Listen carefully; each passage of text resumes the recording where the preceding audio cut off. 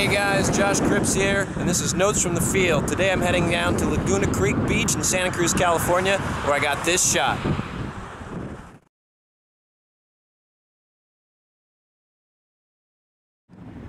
Now I'm going to show you everything I did from composition to camera settings to post-processing in order to get that final image, but first we got to get down to the beach. Okay, first and foremost, got to try to figure out what I want to compose on, how I want my composition to be. As you can see, there's a thunderstorm out here on the horizon, which is by far the most interesting thing in the sky. So I'm going to try to find something that points towards that. I'm going to use the leading lines of the land to draw the interest of the viewer out towards that thunderstorm. So let's see what we can find. Okay, well, I found a maybe spot. There are these interesting rock terraces right here that slope down towards the water there, and as you can see, right out towards that thunderstorm. And the other neat thing about this spot is you can see the water here flowing back towards the ocean. If we set up the camera to do a long exposure of a second or longer, something like that, we're going to see all that motion captured, and it's going to give the impression of movement going right out there towards the horizon. So it's going to be a lot of pulling the viewer's attention into the image, which is something that helps create a strong image. So this is a maybe, but I'm not quite done looking yet. So let's keep it in mind and keep heading down the beach. Well, my progress up the beach has been stymied slightly by all this water right here. Some days you feel like getting wet, some days you don't. But I think here, if we move quickly at the right time, which is not now, we may be getting wet whether or not we choose to. Oh, it's really coming up. Well, I just got blasted by a total surprise wave. I'm totally soaked down my left-hand side, and it only looks like it's wetter up there. So I'm not sure I'm going to bother with it tonight. I'm going to head back to my original spot there. And as you can see, we're already starting to get some great lighting on this storm. We're getting some cool sunbeams and neat patterns and all kinds of stuff happening. So I'm going to head back to that original spot, set up, and get a good composition ready. Okay, I think I found my winning composition. Originally, I was intending to make these rock terraces here the primary element and basically keep them in the frame, almost the entire frame, have the frame end somewhere about here on the right-hand side, so the sun would actually be very close to the right-hand side. The balance wasn't quite right to me. It just didn't feel right, and I can show you the outtake here of that shot.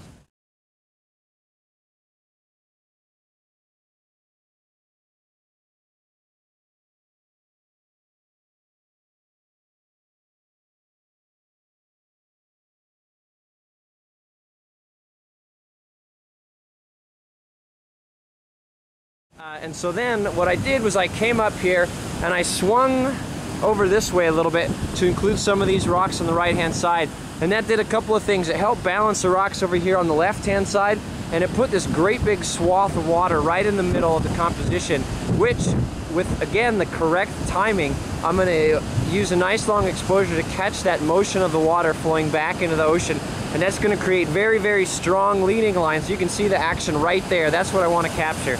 That's going to create very strong leading lines which will pull our attention out towards this big old thunderstorm. Now in terms of capturing this, you can see it's got this cool tail sticking up here which kind of arcs around and frames the sun, and I really love that. So I want to make sure that my frame goes high enough up that I capture that.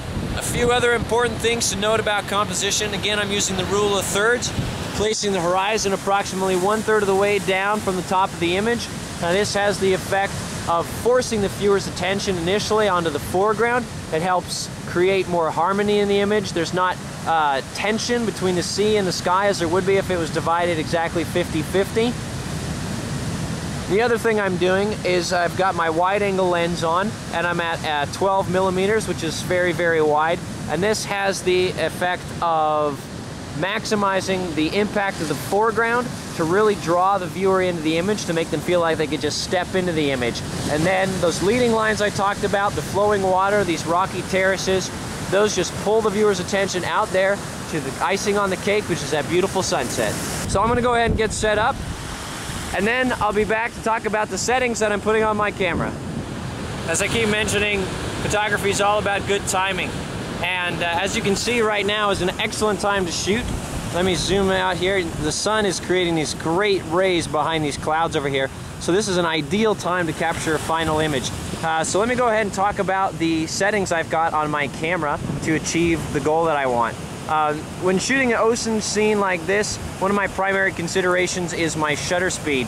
And I want a nice long shutter speed so that I can go ahead and capture the motion of the ocean, as it were. And some people like to do a really, really long 30-second shutter speed, and that renders the ocean as this sort of dreamy mist you see a lot of times. And I'm more of a fan of capturing just a little bit of the motion, gives it a more coherent sense of motion. And for that, I need a shutter speed of anywhere between about 1 second and 3 or 4 seconds. So just by using the light meter on the back of my camera, in order to get a shutter speed of about 1.6 seconds, I need to stop down as much as possible. So I'm at f22, and even that isn't far enough to get me all the way where I need to be. So I go ahead and set my ISO down to low 1.0, which is the lowest you can get on the Nikon D300, which is equivalent to ISO 100. And that has enabled me to get a final shutter speed of 1.6 seconds, which is great for capturing that motion of that water, as you can see as it flows back out towards the ocean. And with an aperture of f22, I know that I have an incredibly deep depth of field, so I don't have to worry about anything being out of focus. Everything's going to be in focus from the front of the camera to the back of the camera.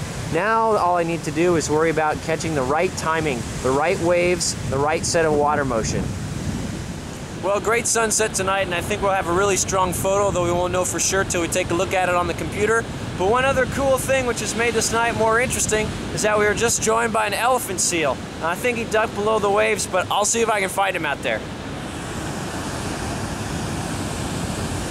Where did you go, Mr. Seal? He was just there. This massive guy. As big as a VW bus. And twice as fuel efficient.